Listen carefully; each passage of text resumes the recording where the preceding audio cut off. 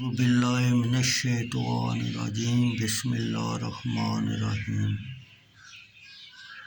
بخاری شریف جلد اول حدیث نمبر 1793۔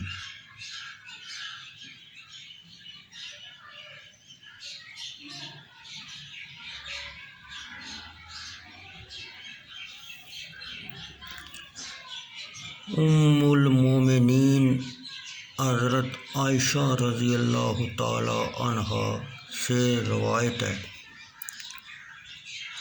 کہ حضرت بلال رضی اللہ تعالی عنہ رات کو اذان دیتے تھے۔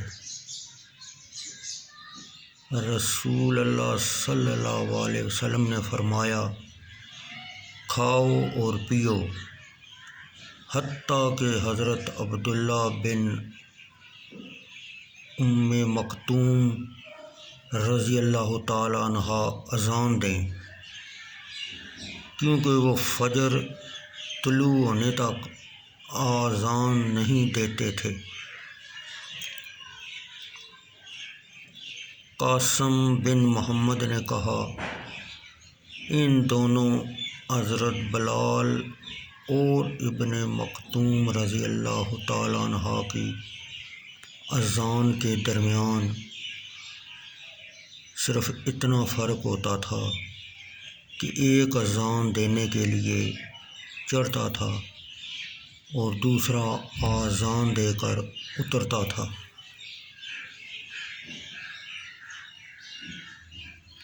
بخاری شریف حدیث نمبر 1794۔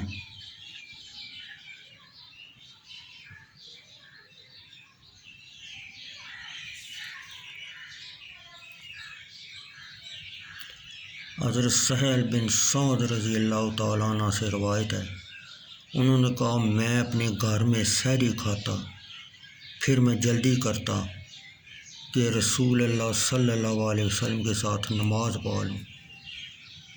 بخاری شریف حدیث نمبر 1795۔ سحری اور نماز فجر کے درمیان کتنا وقت ہوتا تھا؟ حضرت زید بن ثابت رضی اللہ تعالیٰ عنہ سے روایت ہے، انہوں نے کہا، ہم نے سحری کا کھانا نبی اکرم صلی اللہ علیہ وسلم کے ساتھ کھایا، جب پھر آپ نماز کے لیے کھڑے ہوئے۔ حضرت انس بن مالک رضی اللہ تعالیٰ عنہ نے کہا، میں نے کہا، اذان اور سحری کے درمیان کتنا وقت تھا؟ حضرت زید بن ثابت رضی اللہ تعالیٰ عنہ نے کہا، 50 آیتیں جو درمیانی ہوں، پڑھنے کے برابر وقت تھا۔